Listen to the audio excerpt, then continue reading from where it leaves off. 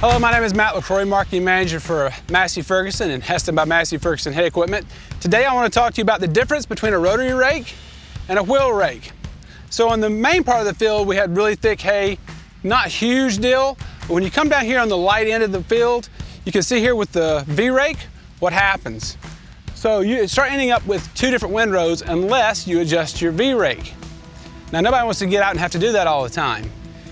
And when you have this uneven windrow, almost two different windrows, what ends up happening is you're feeding your baler unevenly, whether it be a round baler or a small square like we're using out here today.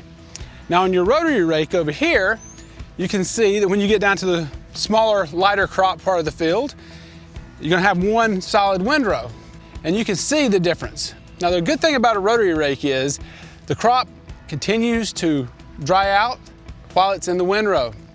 With a wheel rake, it makes a roping action, tying all the crop together. It doesn't allow it to dry out. With a rotary rake, you can also bale a little bit faster. With a small square like we're using here today, with a rotary rake, you can bale about 1 mile an hour faster. Now yes, rotary rakes do have a little bit extra cost up front, but you'll make it back in quality of hay, amount of drying time in the windrow, and also in fuel savings because you can get through the field faster when you're baling. So this is the Massey Ferguson rotary rake, and you can see how nice it picks up the crop and it leaves a nice fluffy windrow. This one's 12 feet, so you can make one pass down and one pass back, a total raking width of 24 feet.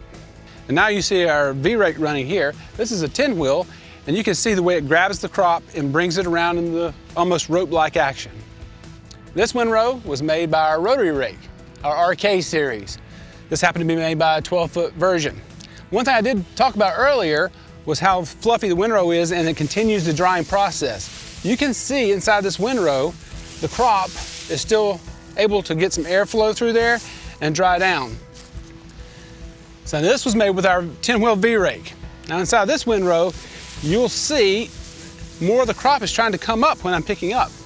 The other one just picked up real fluffy, but this one's wanting to pick up more down through the crop. So one thing that'll happen when you get into longer crops, say really heavy rye or Bermuda, it'll start trying to grab the windrow into your pickup and pull it because it's in a rope fashion down through here. Now there is very little drying process happening at the bottom of this windrow because it's all wound together.